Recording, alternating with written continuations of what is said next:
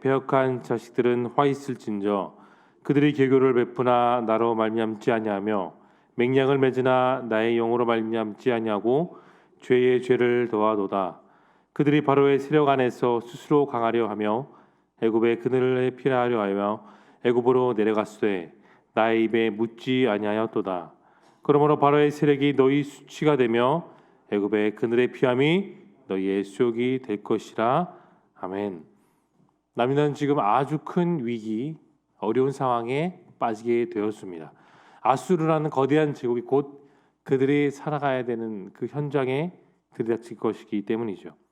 하지만 정말로 중요한 것이 있죠. 거대한 민족인 우상을 섬기는 아수르가 침범한다는 그것보다 더 중요한 사실인 하나님의 존재를 잊어버린 것입니다. 아수르를 직접 사용하셔서 자신들을 호되게 혼낼 것이라는 그 예언의 말씀도 그들은 다 잊어버렸습니다. 아수르의 위협에서 자신을 보호해 주실 거라는 하나님의 존재를 잊어버린 채 그들의 눈앞에 보이는 그들이 믿고 싶어 했던 애굽을 그들은 맹신했던 겁니다. 하나님에 대한 믿음이 이방 나라에 대한 맹신으로 그들은 변절이 되었습니다. 바로 이것 하나가 하나님을 진노하게 만든 계기가 되었습니다. 오늘 본문은 돌이킬 수 없는 그들의 실수와 죄에 대하여 하나님의 진노가 무엇인지를 정확하게 보여주는 것이 이사야 30장 전반부의 내용입니다. 내용 관찰 1번을 보겠습니다. 아수르의 공격을 받은 남유다는 어느 나라에 기대고자 합니까? 여러분 2절 본문을 자세히 보시면 이러한 표현이 있습니다. 바로의 세력 안에서라고 합니다. 남유다는 하나님의 권능 안에서가 아닌 하나님의 주권 안에서가 아니라 애굽 왕 바로의 세력 안에서 살아보려고 노력했습니다. 여러분 남유다는 하나님의 택함을 받았습니다. 여러분 택함을 받았다는 것은 하나님께 특권을 받았다는 게 아니라 하나님의 말씀 안에서 살아가야 되는 존재라는 사실이에요. 더군다나 지금 남유다는 2절 말씀 끝부분을 보시면 하나님께 물었습니까? 하나님께 나아갔나요? 아닙니다. 하나님께 전혀 묻지 않았습니다. 자기 마음대로 내키는 대로 자기 소견에 옳은 대로 행동했던 그 사사기의 말씀을 그대로 복사해서 컨트롤 C해서 컨트롤 V하는 그냥 똑같은 그런 모습으로 행동하고 있습니다. 남자 정치인들은 하나같이 단 한 명도 왕조차도 하나님께 묻지 않았습니다. 이것은 사사기 시대에 나왔던 엘리 제사장이 하나님의 음성을 듣지 못하고 그분의 말씀대로 살지 못했던 그 모습 그대로 똑같습니다. 시대와 사람만 다를 뿐이지 그 흐름과 그 모습은 똑같습니다. 내용 관찰 2번을 봅니다. 애굽의 희망을 건 선택이 맞이할 결과는 무엇입니까? 남자 정치인들 모두 다 똑같이 생각했어요. 그 생각은 이렇습니다. 애굽만이 우리의 희망이다. 애굽만이 우리의 도피처다. 도피성이다. 그런 생각을 한 것입니다. 그것을 선택한 데 있어서 아무런 문제가 없을 거라고 그들은 철석같이 믿었습니다.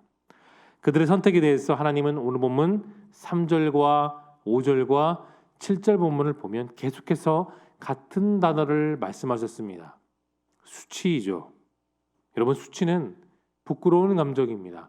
남들 앞에 쉽게 드러낼 수 없는 숨길 수밖에 없는 감정이 수치입니다. 하나님은 그들에게 수치만 남을 것을 말씀하셨어요. 우리가 잘 아는 탕자의 비유가 있죠. 아버지의 재산을 방탕하게 쓰고 자기 마음대로 살다가 결국은 어떻게 됐습니까? 비참한 노숙자 신세가 되어버리고 말았습니다. 우리는 이야기의 모든 스토리와 그 내용의 깊이를 다 잘 알고 있죠. 돼지들이 먹는 쥐염 열매를 먹는 것조차도 어려울 만큼이나 그는 마지막 선택을 하게 됩니다. 그것은 둘 중 하나를 택하는 일이었어요. 중년이든 타국에서 죽는 선택을 하느냐 아니면 자신을 사랑하고 계시는 소중한 나의 아버지에게 다시 돌아가느냐 두 가지 선택의 기로에 있었습니다. 그때 둘째 아들은 자신의 자존심을 다 내어버렸죠. 가장 중요한 선택, 가장 확실한 선택, 가장 아름다운 선택을 했습니다. 아버지 집으로 가면 굶어 죽지 않을 것이라는 그 희망이 그의 굶주림과 안타까움의 상황 속에서 구원의 한 빗줄기가 되었던 것이죠. 우리 아버지 되신 하나님을 선택하는 삶에는 여러분 결코 후회가 없습니다. 결코 안타까움도 없습니다. 밝은 희망을 엿볼 수 있는 올바른 선택만이 우리 앞에 놓여져 있다는 그 사실 여러분 오늘 본문을 통해 기억할 수 있기를 소망합니다. 이어서 연구와 묵상을 보겠습니다. 남유다 백성은 중요한 결정을 앞두고 왜 하나님께 묻지 않았습니까? 왜라는 사실이 아주 중요하죠. 이스라엘에게 있어서 이집트는 여러분 어떤 나라입니까? 희망이 있는 나라인가요? 아니죠. 창세기로 거슬러 올라가 보십시오. 요셉 이후에 사악한 바로가 애굽의 왕이 되었습니다. 그때 그 나라에 있었던 모든 이스라엘 백성들은 다 노예가 되었어요. 억지로 겨우겨우 하루하루 살고 430년의 노예 종살이 살던 그 치욕의 땅, 그것이 바로 애굽입니다. 종살이는 자유가 없습니다. 선택이 없습니다. 그저 노예로서 살아가야 되는 것입니다. 그러한 중요한 선택의 기로에 오늘 우리는 잘못된 선택을 다시 한 남유다를 보고 있습니다. 여러분, 왜 다윗이 이스라엘의 국기의 별이 되고 왜 지금 더 성군인지 기억하고 계십니까? 그는 늘 어느 상황, 어떤 상황 속에서든지 하나님께 여쭈고 또 여쭈었습니다. 자신의 의지보다 왕으로서의 능력보다 하나님의 도우심, 그분의 인도하심을 의지하며 살았기 때문에 그는 하나님의 언약에 선택받았던 성군 다윗이었습니다. 그러나 오늘 본문 속에는 그런 왕이 없어요. 그런 왕을 따랐던 신실한 일꾼조차 없습니다. 그저 눈에 보이는 애굽만 보고 도망가자 생각하는 그런 파렴치한 인간들 뿐입니다. 여러분, 조건과 환경보다 중요한 것은 의지입니다. 내가 누구를 의지하느냐에 따라서 내 인생의 방향은 바뀌게 되는 것입니다. 일의 성사의 가장 중요한 의지는 내가 하나님을 바라보는 데 있음을 믿으시기를 축원합니다. 여러분, 인생을 살아가면서 절박한 위기 가운데 계실 때에 무엇을 바라보십니까? 내가 믿는 사람들, 내가 갖고 있는 재산, 거기에 여러분 집중하십니까? 우리 인생의 결정권을 쥐고 계시는 분은 하나님이십니다. 하나님을 만나기 전에, 하나님께서 내 인생을 주관하시기 전에 우리는 오직 하나님께 여쭙고 또 엽줍는 그 기도의 인생을 살아가야 됩니다. 위기를 극복하기 위해서 하나님께 나아가십시오. 그 모든 노력의 결과에 주관자 되신 그 하나님만을 오늘도 신실하게 내다보시고 믿고 의지하길 소망합니다. 그것이 바로 엽줍는 것, 다시 말해 우리가 해야 될 기도입니다.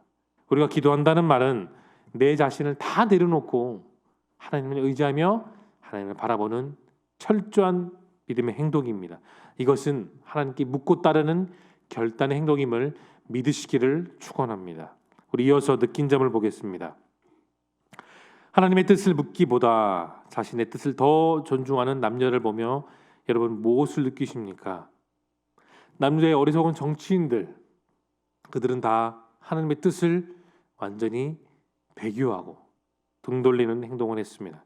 애굽은 저주와 죄악을 끊고 새로운 장소로 도약할 수 있었던 모세를 통해 하나님의 역사가 일어났던 그 탈출의 장소이지 다시 돌아가야 되는 장소는 결코 아닙니다. 하나님의 사람들이 돌이킬 것은 옛 본성, 옛 마음, 변화되지 못하는 마음이 아니라 오직 하나님의 뜻에 있습니다. 우리가 살아가는 이 오늘 하루에도 내 뜻이 아니고 내 계획이 아니고 사람의 음성이 아닌 하나님의 말씀에 있다는 사실을 기억하시길 바랍니다. 그래서 우리는 크리스찬입니다. 그리스도인이라고 불리는 겁니다. 그리스도인들은 오늘도 주어진 하루 가운데 하나님의 뜻을 헤아려 그 뜻에 따라 순종하며 살아가는 사람들이지 내가 내 마음대로 내 인생을 살아가는 사람들이 아닙니다. 그래서 우리는 구별된 사람들이에요. 그런 만큼 하나님의 뜻을 헤아릴 수 있는 지혜가 오늘도 저와 여러분에게 정말로 필요합니다. 절대적으로 필요합니다. 상대적으로 필요한 것이 아니라 우리 인생 이 하루 가운데 하나님의 지혜는 절대적으로 필요합니다. 하나님의 뜻을 헤아리는 사람은 내 뜻을 다 내려놓습니다.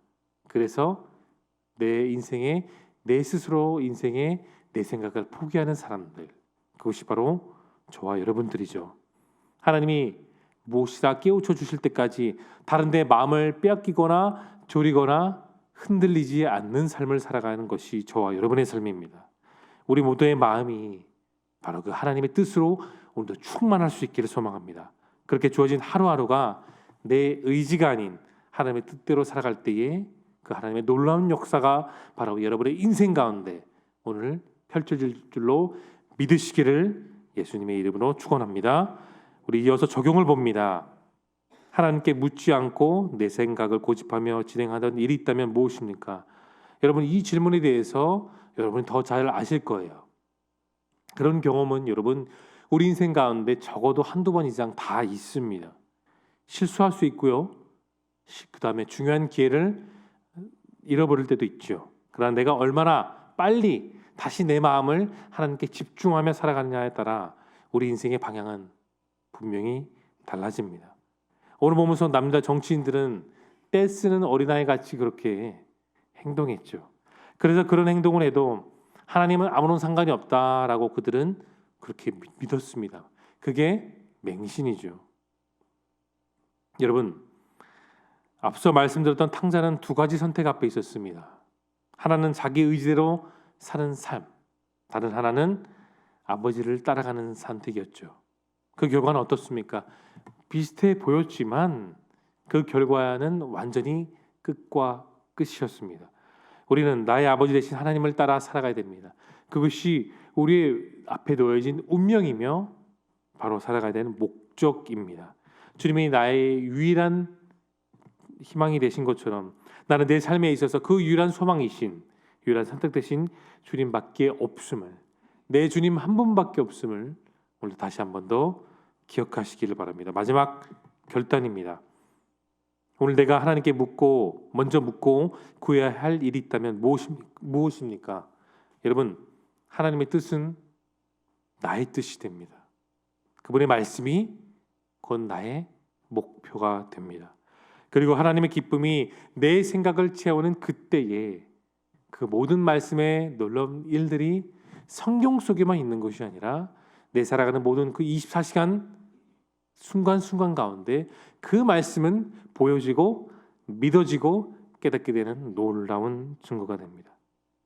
하나님께 기도할 때 하나님, 제가 원하는 것이 아니라 그 아버지의 뜻이 예수님께서 기도하셨던 것처럼 그 겟세마네에서 동산에서 기도하셨던 그 기도의 마음에 조금이라도 본받아 하나님의 뜻을 헤아려 오늘을 살아가는 삶을 살게 하옵소서라는 그 기도가 저와 여러분의 기도가 되기를 소망합니다.